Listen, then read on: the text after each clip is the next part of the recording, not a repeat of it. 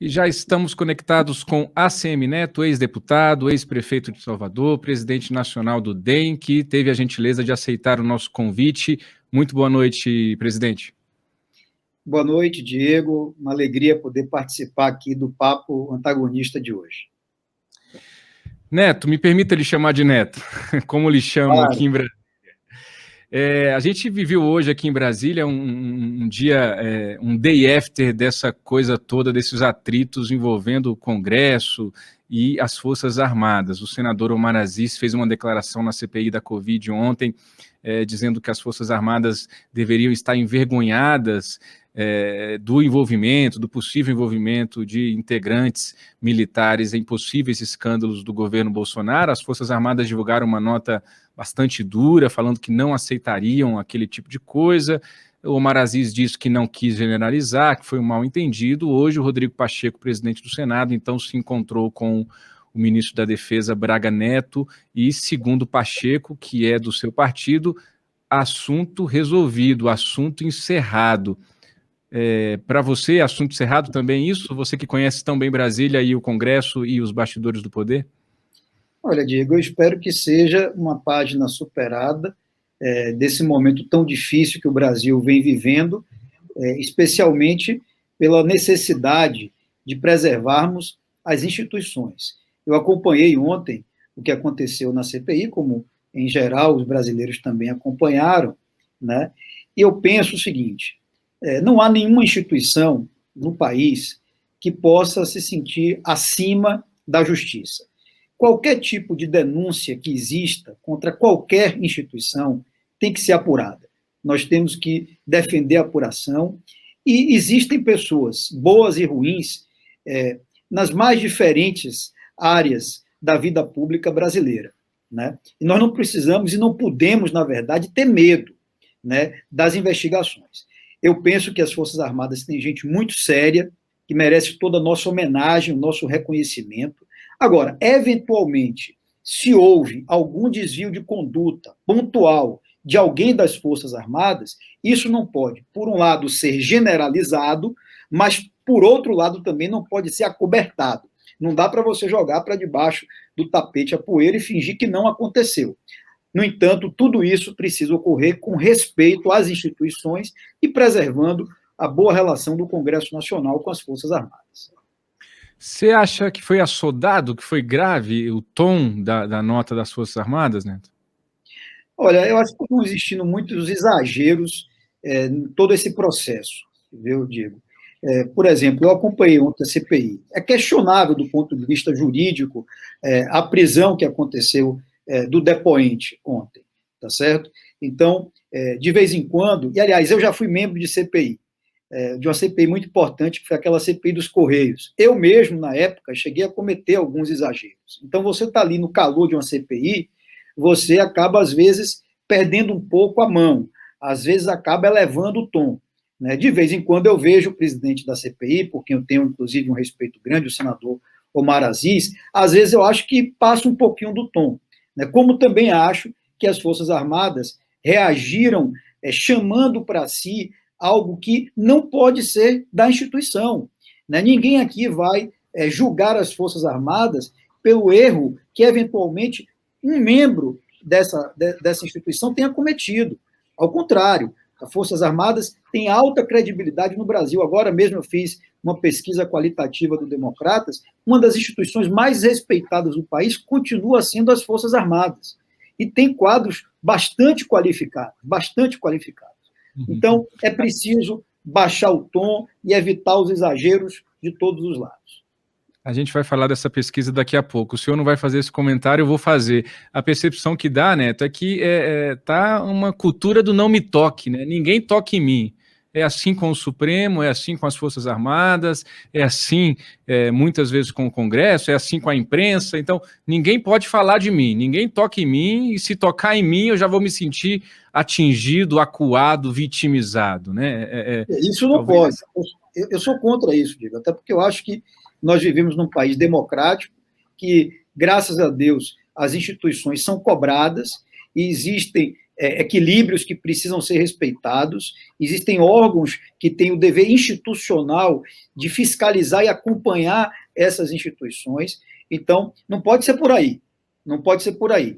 E outra coisa, ninguém pode estar acima do bem e do mal. Se acontecer o erro, não vamos generalizar a Constituição, mas não vamos passar a mão na cabeça de quem errou. Neto, falando em CPI ainda, a gente tem como um dos protagonistas da CPI nas últimas semanas um deputado do seu partido, Luiz Miranda, eleito aqui pelo Distrito Federal. Ele é o autor da denúncia, junto com o seu irmão dele, Luiz Ricardo Miranda, servidor do Ministério da Saúde, do caso da Covaxin. Segundo os dois, o senhor conhece bem essa história, eles levaram o caso ao presidente da República no dia 20 de março, o presidente da República nada teria feito, e hoje completam-se 13 dias que o Bolsonaro ainda não desmentiu os irmãos Miranda sobre o fato de ter eventualmente citado o nome do Ricardo Barros, seu líder do governo, na Câmara, ao ser informado desse escândalo. Eu sei que cada parlamentar tem a liberdade de atuação, mas eu preciso lhe perguntar, o senhor apoia o deputado Luiz Miranda nessas denúncias? Olha, Diego, vamos lá. Primeiro, o deputado fez a denúncia dentro da autonomia que o mandato dele lhe confere. Efetivamente, ali ele estava agindo em nome próprio, como parlamentar, né, que, inclusive, um dos deveres do parlamentar é esse, né, tendo conhecimento de eventuais ilícitos que tenham sido cometidos, fazer a denúncia. É a primeira coisa. Segunda coisa, nós defendemos que a CPI vá a fundo e investigue tudo. Desculpa lhe interromper. E ele não colocou a boca no trombone direto na imprensa, ele procurou o presidente da República. Hein? Sim, e aliás, com uma denúncia muito grave, porque às vezes tenta-se descredibilizar quem denunciou, ou as coisas ficam ali no meio do calor, do debate da CPI, mas não pode se perder de foco a gravidade do fato, tá certo? Que é o quê? Eventualmente ter havido, né, uma rede de interesses envolvendo empresários e servidores públicos na compra da vacina, num momento tão grave como esse, que é o da pandemia, que o país está pagando um preço altíssimo, que as pessoas estão morrendo. A última coisa que o brasileiro tolera ou aceita é desvio de dinheiro público da saúde ou de qualquer coisa ligada à pandemia, muito menos superfaturar a compra de vacina. Então, há uma denúncia grave que tem que ser apurada a fundo. A CPI precisa responder todas as perguntas sobre essa compra da Covaxin e, eventualmente, outra aplicação de recurso público duvidosa que tem havido ao longo da pandemia. Então, precisa haver apuração e conclusão sobre esse fato, tá certo?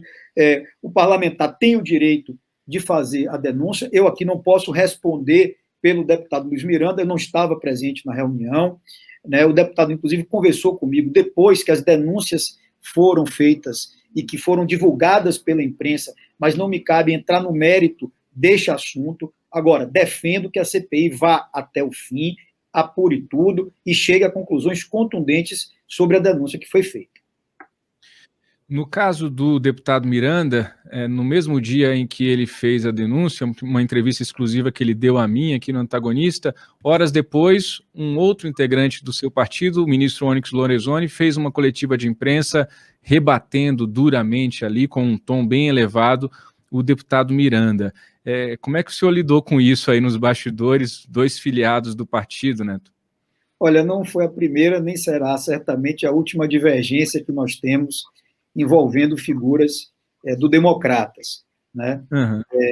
Eu acho que, sobretudo depois de 2018, quando Bolsonaro ganha a eleição para presidente da República, ficou evidente que dentro do partido nós temos algumas pessoas que são mais próximas do governo, outras que preferem uma posição de distância em relação ao governo. A mim, como presidente, cabe tentar, tá certo, conciliar essas posições e, mais do que isso, respeitar as divergências dentro do que não atinja a imagem do partido. O deputado Luiz Miranda não falou pelo DEM, falou por ele. O ministro Onyx Lorenzoni não respondeu pelo DEM, respondeu pelo governo.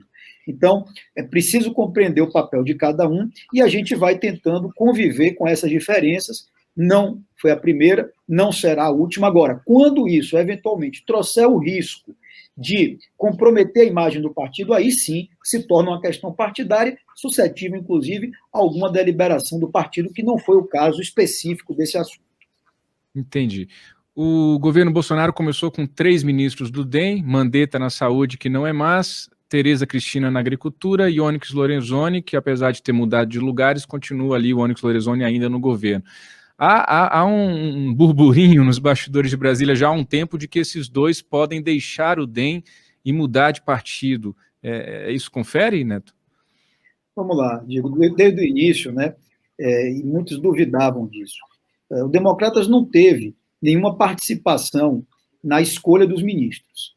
A escolha foi do presidente Jair Bolsonaro. Eu, como presidente do DEM, jamais sentei com o presidente Bolsonaro ou com qualquer integrante do seu governo para discutir cargo, espaço, indicação de filiados nossos. Isso jamais aconteceu.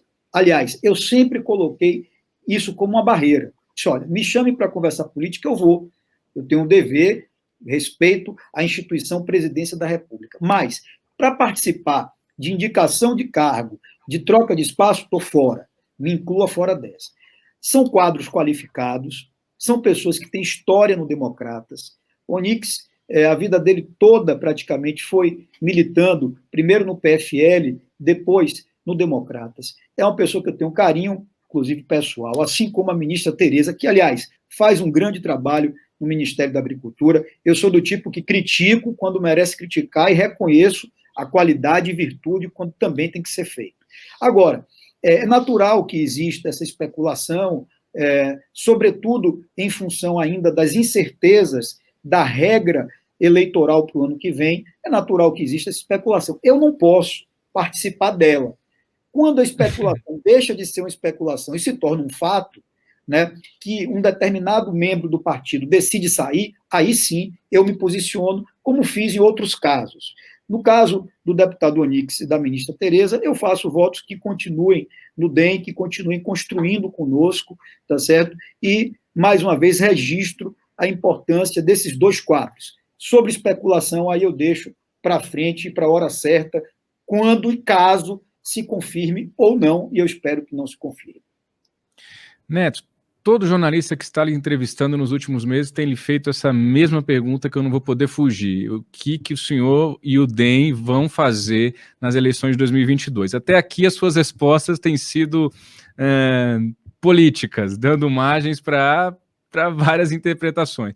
Hoje, 8 de julho, o DEM vai com Lula, o DEM vai com Bolsonaro, ou o DEM apostaria numa terceira via hoje, Neto?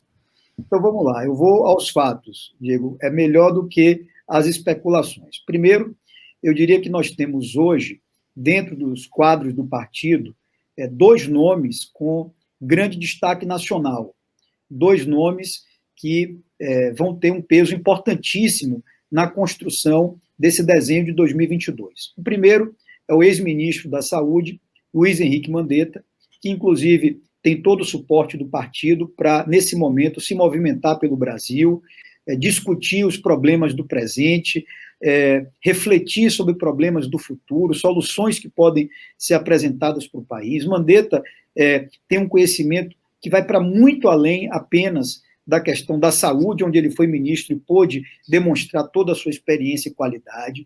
Então, é um nome importantíssimo que nós temos. O outro é o do presidente do Senado, Rodrigo Pacheco, que cumpre um papel institucional de presidir uma das duas casas, tem muita compreensão dos limites do seu papel, mas, por ser também um quadro qualificado, jovem, de ideias boas, tá certo? De compromisso e espírito público, é uma pessoa que vai ter um papel importante em todo esse processo. Então, é um primeiro ponto. Um segundo ponto, nós estamos fazendo um debate, pelo menos com 9 partidos, inclusive ontem tivemos mais um encontro desses 9 partidos. Estamos tratando sobre as questões atuais, sobre a agenda do Brasil, mas também, e aliás, estamos falando muito sobre futuro, né? Estamos avaliando caminhos futuros. Se você me perguntar, eu acho que será saudável para o país que a gente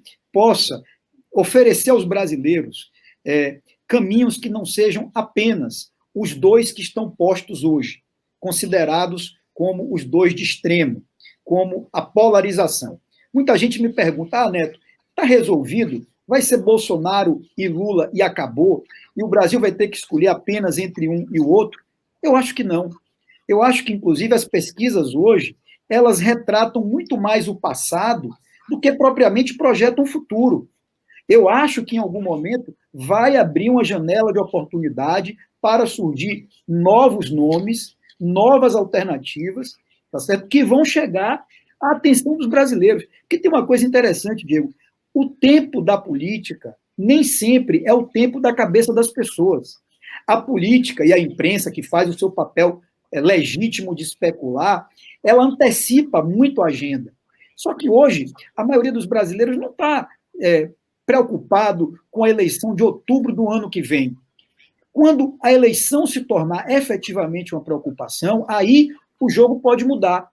Da mesma forma que Lula não vai continuar como está hoje, sem ser criticado, tá certo? As coisas todas do passado vão ser relembradas.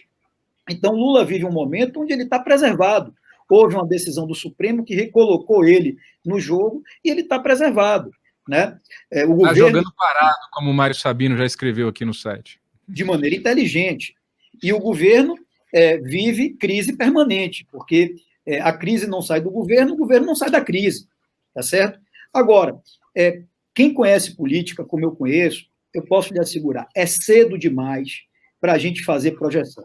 No caso do DEM, quais são os fatos concretos? Nós queremos contribuir com os nomes que nós temos, tá certo? E nós queremos contribuir num debate interno dos partidos que desejam avaliar uma alternativa diferente para o Brasil.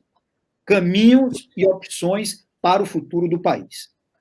Você falou em imprensa especular. A especulação ela é uma linha tênue com jornalismo de bastidor. A gente não tira nada da nossa cabeça. O senhor sabe muito bem disso. A gente ligando todo dia, ouvindo vocês, e a partir daí a gente vai tentando desenhar cenários. O que eu escuto nos bastidores, você sabe muito bem disso, é de que alguns dizem assim, no final das contas o DEM vai para o colo do Bolsonaro, o próprio Rodrigo Maia falou isso publicamente, e se deixar, o Neto ainda vira vice do Bolsonaro. Já escutei isso. O que você diria disso, né? Não há chance nenhuma, zero, não há nenhuma hipótese de eu ser candidato a vice-presidente, nem do presidente Bolsonaro, nem de nenhum outro candidato. Quanto a essas coisas de que o DEM vai para o colo do governo e tal, a melhor resposta são os fatos. Aliás, eu me recordo que o Antagonista, né, eu sou um leitor assíduo do Antagonista. Naquele momento, logo depois da eleição do Congresso, em função daquela posição da Câmara, das declarações do ex-presidente Rodrigo Maia, né, muitos publicaram notícias de que o DEM ali estava fazendo um acordo para se tornar governo. E eu disse, gente, isso não é verdade. Agora, o que é que pode confirmar as minhas palavras? O tempo e os fatos. E o tempo e os fatos estão confirmando isso. No final de 2018, eu fui uma das pessoas, como presidente do partido, que tiveram peso para decidir uma postura de independência do Democratas. Ali, naquele momento, Diego, havia um contexto que quase tornava inevitável o Democrata se tornar a base do governo. Vamos lembrar, o Onix, a Tereza e o Mandetta escolhidos ministros. Sim. O governo começando com grande expectativa, tá certo? E você sabe, o começo de qualquer governo é com muita força. Desde aquele momento, nós assumimos uma posição de independência, ou seja, vamos apoiar o que for bom para a agenda do Brasil, especialmente na área econômica, e vamos ter liberdade para criticar quando for necessário. Eu, ao longo dessa pandemia, mais critiquei do que concordei com o governo. Então, tudo isso é especulação, não serei candidato a vice de ninguém, e o Democratas vai manter a sua posição de absoluta independência em relação ao atual governo. Como é que está a relação do senhor com o presidente Bolsonaro? Vocês se falam por mensagem, por telefone, o senhor vem aqui fora da agenda? Não, a última vez que teve algum contato foi em dezembro do ano passado, no final do ano passado, que o presidente me convidou para uma conversa. Eu sou do tipo Diego, que é o seguinte, aliás, aprendi isso com meu avô, tá certo? Um convite do presidente, na verdade, é uma convocação. Eu tenho um respeito à instituição Presidência da República. Então, eu jamais vou deixar de dialogar.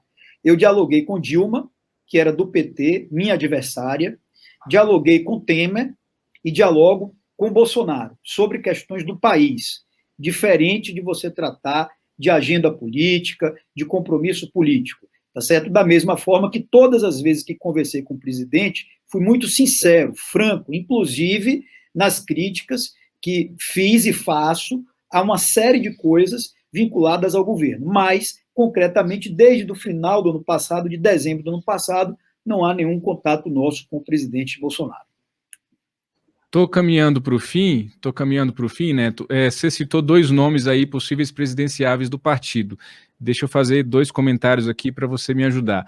O Mandetta, o fato dele ter sido ministro do Bolsonaro pode ter algum peso nisso? E mais, o perfil do Mandetta não está se aproximando do perfil do próprio Pacheco, do próprio Eduardo Leite? Não pode ter ali perfis parecidos, de políticos com perfil parecido, pacificadores e tudo mais, alguém com a capacidade de união. E sobre o Pacheco especificamente, o Kassab não esconde de ninguém o interesse dele de tirar o Pacheco do DEM e levar para o PSD. Tudo isso para lhe perguntar, o DEM faz questão de ter candidatura própria, como muitos outros partidos o fazem, ou vocês estão dispostos a caminharem aí para ceder, abrir mão, conversar, negociar e apostar em um outro nome?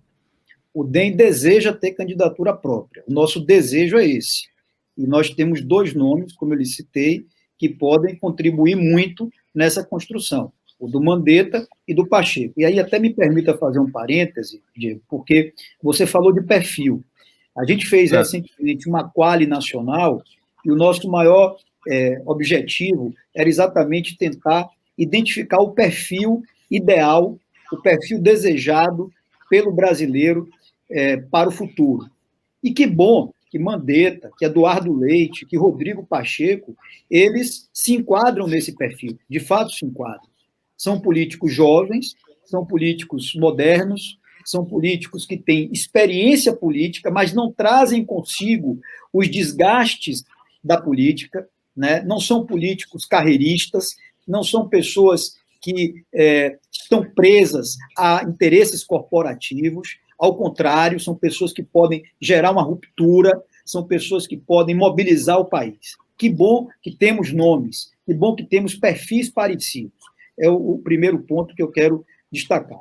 O segundo ponto, é claro que qual é o partido que não gostaria de ter um candidato a presidente da República do seu próprio partido, né? Se nós pudermos viabilizar uma candidatura própria do DEM, esse certamente será o nosso maior objetivo. Agora, caso não seja possível, nós vamos conversar. A política é feita com diálogo, a política é feita com construção. Eu estou sentado hoje à mesa com outros 8 partidos, somos 9 partidos já sentados, e outros podem se juntar. Eu tenho boa relação com diversos nomes que são hoje apontados como pré-candidatos a presidente da República. Então, eu não vou me fechar ao diálogo. Nós não podemos impor. Aliás, quem quer fazer uma construção mais ampla não pode impor. Eu acho que esse tem que ser o espírito, se for para ter alternativas à polarização. Pode ser que o brasileiro não queira sair da polarização, fique até o fim entre Lula e Bolsonaro e o quadro mude de figura. Por outro lado, também, eu ainda estou debatendo isso internamente no DEM, eu tenho que registrar. O DEM ainda não tem uma posição definida, nós já começamos a fazer, fizemos 3 reuniões da Executiva Nacional nos últimos 45 dias, já tem uma outra próxima marcada, então eu estou cumprindo um roteiro interno para chegar no momento certo a gente tomar uma decisão. Mas, a priori, o que eu defendo é sem imposições e nem vetos, tentar fazer uma construção mais ampla e, sobretudo, identificar o melhor perfil para o futuro do país. Estou caminhando para o fim, mais 2 perguntas só, Neto, se me permite. Rodrigo Maia, é assunto encerrado, para usar uma expressão do Rodrigo Pacheco hoje em relação ao caso das Forças Armadas, ou o senhor senta para tomar um café com ele ainda em algum momento?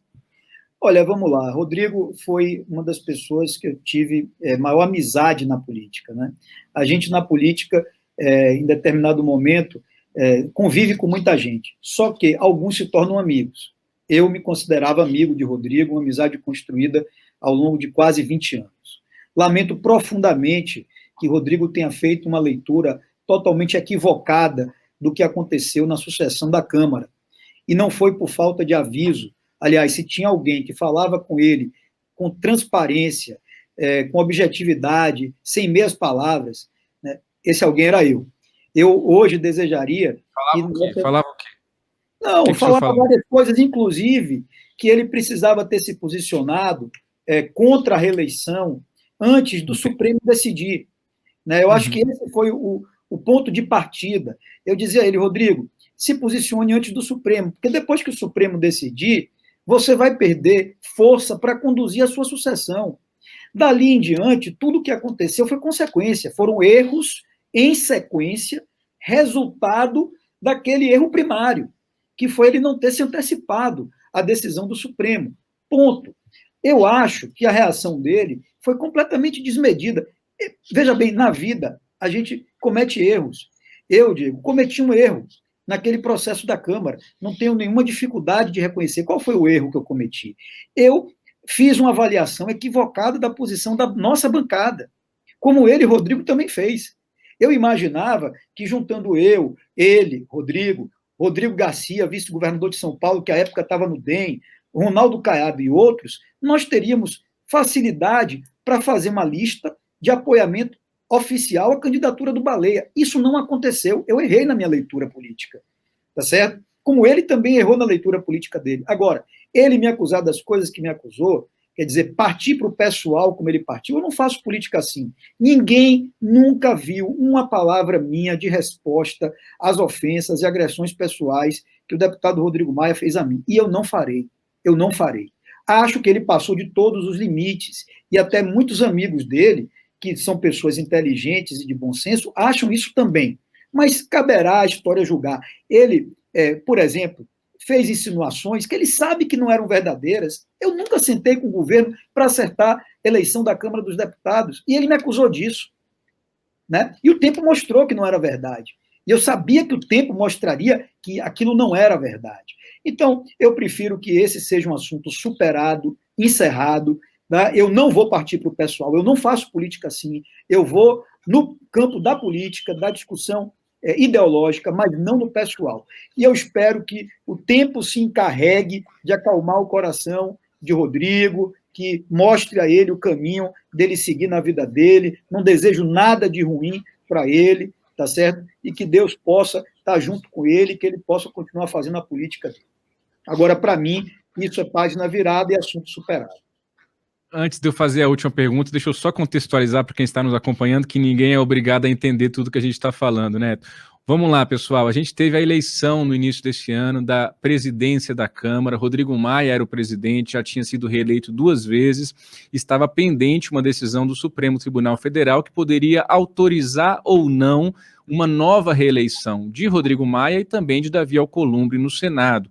Quando essa decisão veio negativa, que seria uma reeleição inconstitucional, no entender do Supremo, a candidatura do Arthur Lira, com o apoio do Planalto, já estava bastante caminhada, e o Rodrigo Maia correu ali para decidir quem seria o seu candidato. Ele acabou optando por Baleia Rossi. Quando ele optou pelo Baleia Rossi, o Elmar Nascimento, do DEM, que era o líder da bancada, da Bahia, do ACM Neto, ficou bastante chateado. Ali ele já pulou fora, foi para o grupo do Maia, aí o Arthur Maia, do Democratas também, e aí a apuração que eu tenho mesmo da época, Neto, assim, já muito antes do Rodrigo começar a acusar o senhor de estar fazendo jogo contra ele, de fato, já havia antes disso deputados da bancada com o Lira. Isso é fato. É verdade, e quero dizer o seguinte, você citou 2 deputados federais da Bahia, Elmar e Arthur Maia, que assumiram posições muito por problemas pessoais com o Rodrigo, entendeu? Então, isso acabou pesando muito. Eu depois tive a oportunidade de falar o Baleia. Na verdade, o Baleia não teve a chance de ser candidato a presidente da Câmara. Ali, desde o início, o Arthur Lira, de maneira inteligente e bem pensada, né, elegeu o próprio Rodrigo como adversário dele. A disputa acabou sendo o Arthur versus o Rodrigo. E o Rodrigo, depois de muito tempo exercendo a presidência da Câmara, acabou acumulando desgaste, isso é normal também. É normal. Eu, por exemplo, não é porque ele falou tantos absurdos de mim, a meu respeito, que eu vou chegar agora e dizer que ele não fez coisas importantes para o Brasil. Fez como presidente da Câmara. Muitas vezes foi importante para defender a democracia, as instituições. Eu não apago isso, de jeito algum, não apago isso. Agora, cometeu muitos erros e acho que não soube se desapegar do poder. Eu fui 8 anos prefeito, me preparei para sair. No dia 1º de janeiro, quando passei o bastão, eu tirei o chip, eu virei a chave, comecei a viver já uma nova perspectiva, um novo projeto. Não fiquei preso ao passado, né? Ou o que eu estava deixando de ter porque deixei de ser prefeito. E eu acho que o Rodrigo não se preparou para deixar de ser presidente da Câmara. Deixei a pergunta mais capciosa para o senhor para o final. ACM Neto é contra ou a favor do impeachment de Jair Bolsonaro? Para mim não é capciosa a pergunta, eu tenho muita tranquilidade para lhe dizer, observando as coisas que fundamentam um processo de impeachment. Né? Eu já vivi essa realidade, acompanhei, não era parlamentar, mas acompanhei na época da Dilma, né? Como também tinha vivido, na época da CPI dos Correios, com o episódio do Mensalão, as discussões internas, se deveria ou não avançar no impeachment do Lula na época, final de 2005, início de 2006, é porque muita gente não tem recordação sobre aquele momento. 3 coisas precisam estar presentes para que o impeachment possa acontecer. A primeira delas, ter contundência jurídica de elementos e argumentos para tirar um presidente da República. Né? A segunda delas é ter ambiente político para um impeachment, ou seja, ter uma maioria no Congresso que se forme com um número mínimo para gerar a cassação do presidente da República. E a terceira é ter respaldo popular, evidente, majoritário e contundente no país. Né? E, de certa forma, essas outras duas, né, não a contundência jurídica, mas o apoio político e o respaldo popular caminham juntos. Hoje, eu não vejo ambiente para o impeachment no Brasil. Eu não vejo estarem presentes nenhuma das 3 situações nesse momento. Né? Eu não vejo a contundência jurídica que possa responsabilizar diretamente o presidente. Neto, a CPI avançou, investigou, concluiu, é outra coisa. Eu estou falando do dia de hoje. Então, hoje eu não vejo essa contundência jurídica, hoje eu não vejo maioria política com esse objetivo e também não vejo hoje uma maioria de respaldo da sociedade contundente, uma maioria absoluta para tirar o presidente da República. Então, nesse momento, eu acho que o debate do impeachment, eu vi o super pedido de impeachment na semana passada, né? Eu acho que ali é jogada para a torcida, jogada para a plateia. Falar em impeachment agora, eu acho que não tem consequência prática. No futuro eu não sei, não tenho bola de cristal. Mas agora eu acho que não tem ambiente para o impeachment e eu sou contra o impeachment nesse momento. Isso faz você necessariamente ter uma avaliação positiva do governo? Não, de maneira alguma. De maneira alguma. Né? Ao contrário, já disse aqui nesse bate-papo nosso, Diego, que minha avaliação em relação ao governo ela é muito mais crítica do que de concordância. Acho que, principalmente em relação ao enfrentamento à pandemia, né, desde o começo, e eu falei muito isso, como prefeito no passado, muitas vezes eu bati cabeça com o governo. Né? Eu acho que o governo, ele, desde o início, tem uma condução muito ruim da pandemia e nós estamos pagando um preço alto por isso. Tá certo? Eu sou brasileiro, eu torço pelo país, eu não torço contra o governo, tá certo? Nunca fui aquele de ficar colocando casca de banana, não saio por aí atirando, nem mesmo aqui nos meus adversários, não faço política dessa forma, mas, como cidadão brasileiro, eu acho que hoje nós vivemos problemas que poderiam não existir se a condução do governo fosse outra. Neto, a entrevista já se alongou, agradeço a sua paciência, a sua disponibilidade conosco até aqui e até uma próxima oportunidade. Saúde! Para todos nós, fiquem todos com Deus, foi um prazer participar do Papo Antagonista hoje. Um abraço e vou continuar acompanhando vocês aqui que fazem um grande jornalismo. Obrigado, Neto, um abraço.